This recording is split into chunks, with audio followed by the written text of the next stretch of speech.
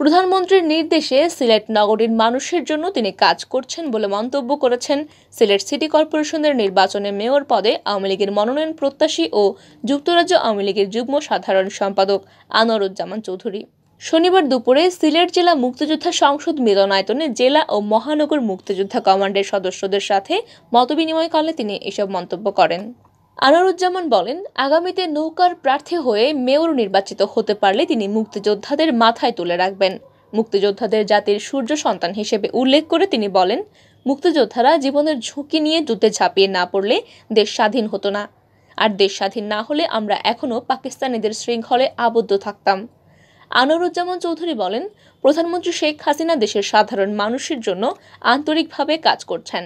দেশের সামগ্রিক উন্নয়নে অগ্রযাত্রা অব্যাহত রাখতে তিনি তার সর্বশক্তি নিয়োগ করেছেন। তিনি সিলেটবাসীর জন্য অত্যন্ত আন্তরিক, আর তাই সিলেট সিটি কর্পোরেশন এলাকার উন্নয়নের জন্য 1300 কোটি টাকা বরাদ্দ দিয়েছেন। কিন্তু সেগুলোর সদ্ব্যবহার হচ্ছে কিনা তা সবাইকে ভেবে দেখতে হবে। সারা বছর খোঁড়াখুঁড়ি চলছে। বর্ষায় সুরমা নদীর পানিতে আমাদের প্রিয় নগরে তলিয়ে যায়। মশার যন্ত্রণায় কেউ ঘরে বসে থাকতে পারছেন না। এসব সমস্যা চিহ্নিত করে কাজ করতে হবে।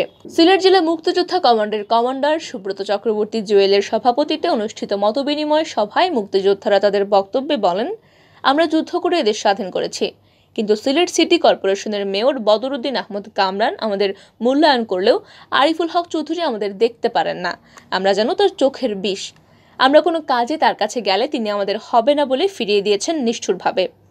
বাংলাদেশ মুক্তিযোদ্ধা সংসদ কমান্ড সিলেট জেলা শাখার আহ্বায়ক মনোজ কাপালি মিন্টু ও সদস্য সচিব মোয়াজ্জেম হোসেন বিশ্বাস পারভেজের সঞ্চালনায় মতবিনিময় সভায় বক্তব্য রাখেন সিলেট জেলা যুবলীগের সভাপতি শামীম আহমদ ভিপি, বীর মুক্তিযোদ্ধা রইস আলী, ঘাতক দালাল নির্মূল কমিটি সিলেট মহানগর শাখার আহ্বায়ক বীর মুক্তিযোদ্ধা অ্যাডভোকেট কিশোর কুমার, বীর মুক্তিযোদ্ধা পান্নালাল রায়, বীর মুক্তিযোদ্ধা কুটি মিয়া, বীর মুক্তিযোদ্ধা বাবুল মিয়া সহ আরও অনেক মুক্তিযোদ্ধা।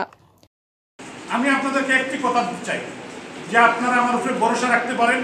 আপনাদের মুখ ছুটো এরকম কোনো কাজ আমি করবো,